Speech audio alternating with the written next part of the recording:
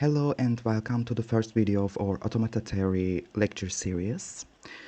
In this series, we will try to answer one of the most fundamental questions of computer science, which is what can a machine solve and what can't it solve? Why is this important? Let me explain. The computers, phones, and even AI systems we use today are all fundamentally built on machines that recognize language. If we know which class a language belongs to and which type of machine can recognize it, we can predict in advance whether a problem is solvable or unsolvable. For example, there are problems that are impossible to solve no matter how powerful your computer is. So, knowing these limitations is at the core of the computer science. That's why the Chomsky Hierarchy is a roadmap for us. It basically tells us the simplest language are at the very center, which is the regular language, then more complex ones are one step above. And at the very top, there are problems that our even computers cannot handle. Today we will introduce this hierarchy and start from the simplest level, moving step by step to more complex ones. However, we will try to see the big picture. In many courses, lessons jump directly into the simplest language without showing the whole picture. So you reach halfway through the class without really knowing why we are learning this or why this subject even exists. So I won't do that. Instead, we will start by clearly understanding what we are going to see in this course and why it matters. Here we can see the language and their corresponding automats detecting the language. For example, regular languages are detected with finite state machines, or recursively enumerable languages are detected with Turing machines.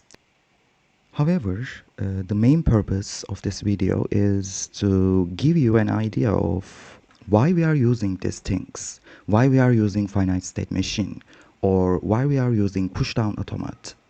And what are the differences, what are their restrictions, and what are these language complexities. So, this lecture is like a roadmap. So we don't dive deep into each categories. However, we will try to understand the general idea.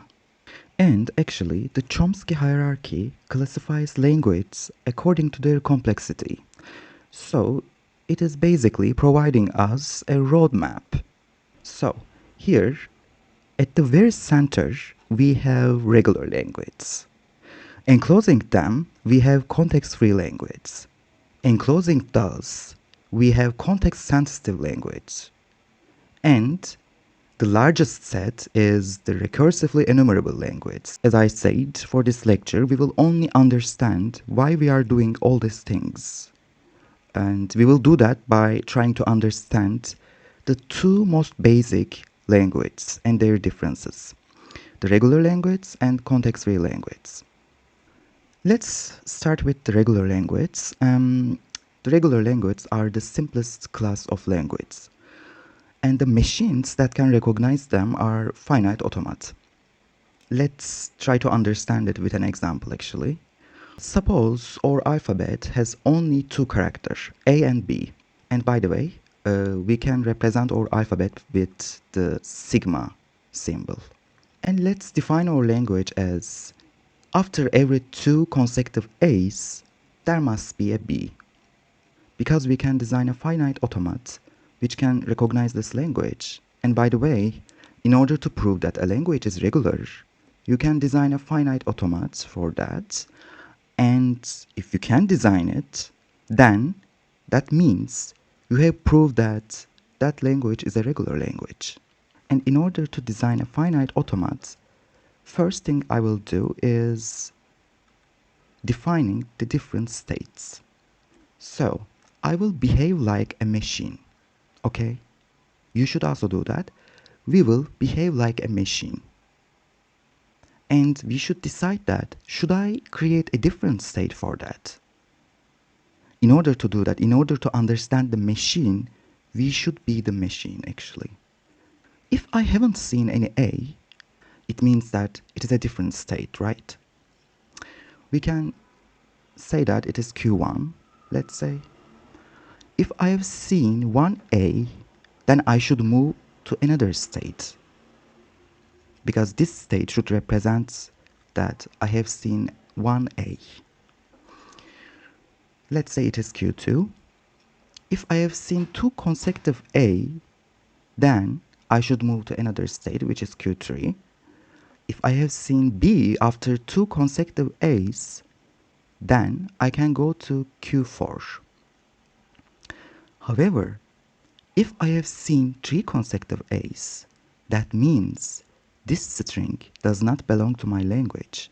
So I should go another state, and that state should be a dead state, which means this string does not belong to our language.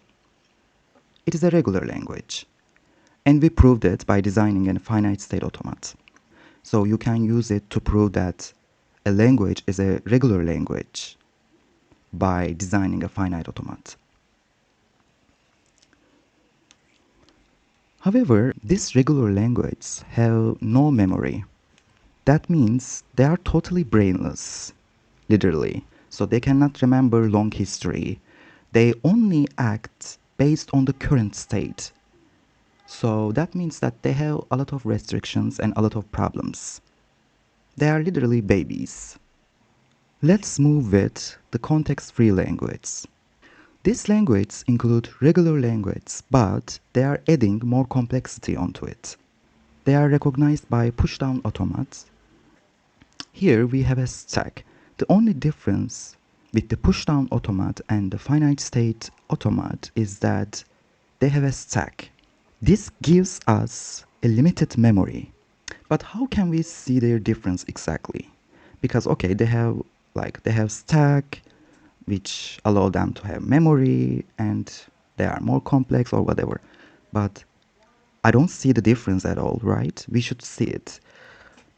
Let's see an example where the language is not regular and where we can't design a finite state automat.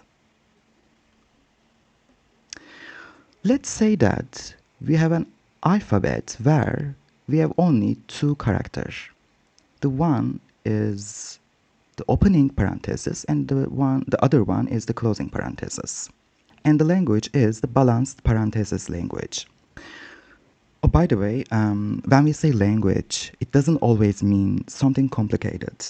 Like, anything can be defined as a language. In fact, there is a programming language called moo, literally, where programs are written based on how you moo like a cow. So language doesn't have to be complex like Python or C++ all the time. Everything can be a language. So you can define a language with only 2 characters. In our example, in this language, for a string to be valid, every opening parenthesis must be closed in the correct order. If not, then the string doesn't belong to our language. So in this problem, we need to answer how many parentheses have I opened, or how many have I closed, and did they balance out, or are there still unmatched ones left after I read the string? Because if there are, then that means that the string doesn't belong to my language. And can it be a regular language, by the way? No. Because the problem is that a finite automat cannot keep track of infinitely many possibilities of opening and closing parentheses. And what does that mean? Let's try to create a finite state automat, although we know that we can't. However, let's try in order to see that we can't do that, okay? As we did in our regular language example, again, I am behaving like a machine, and I am saying that if I have seen 1 opening parenthesis, then it can be 1 state. Then if I see another one, I should go to another state because I should count the parentheses. Then it means we need to have another state, which is Q2. What if I see 100 opening parentheses? Then I need another distinct state, right? Which is Q100, basically. However, this goes on forever, right? And since a finite automaton only has finite states, It cannot solve this problem.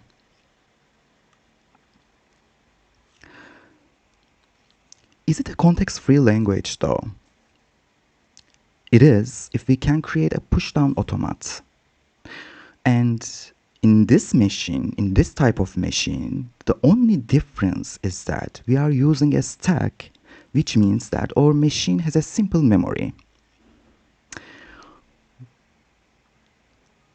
When we see an opening parenthesis, we will push it onto the stack. When we see a closing parenthesis, we will pop from the stack and compare the popped opening parenthesis with the closing parenthesis we have seen. And at the end of the string, if the stack is empty at the end, the string is valid. Otherwise, it's not. And by the way, regular languages can't do this because they don't have the memory. So there is nothing that we can push something or pop something from. In the finite state automat, we have only states. The only thing that we can create is a state. However, in pushdown automat, we can also use stack. Let's try to make it clear with an example. Here we have a string and we want to determine if that string belongs to our language or not. In the beginning, we have our cursor in the beginning of the string and our stack is empty because we haven't read anything yet. As we read the string, as we read each character, if it is an opening parenthesis, we are pushing it onto the stack. As you can see, the second one is also an opening parenthesis. We are pushing it onto the stack. When we see a closing parenthesis, then we are popping the stack and we are comparing this popped element with the thing we have read. So we are looking if these things are matched. And in this case, they are matching, right? And that means that you can continue. And when we reach at the end of the string, we will look the stack. If the stack is empty, then that means that our string is valid. If it is not, our string doesn't belong to this language. Let's try to summarize what we have seen so far. As we said before, regular language doesn't have a memory. We can think about it as a baby, right? It can't use any tool. However, context-free language has a stack, but is limited. It is still limited. So that's why context-free languages are strictly more powerful because it can use a tool. And above this, there are context-sensitive and recursively enumerable languages, which we will cover later. But the key thing to understand is this. Each outer class contains all of the inner classes while adding new capabilities. As we saw, context-free language is taking the regular language features and adding a more complex feature on it, which is a stack. Overall, in this lesson, we will learn the hierarchy of language, starting from the simplest one and moving upward. We will match each language class with the type of machine that can recognize it. By doing this, we will be able to answer the question, which machine can recognize which language? And also, what are the capabilities of these machines? I hope you enjoyed this video.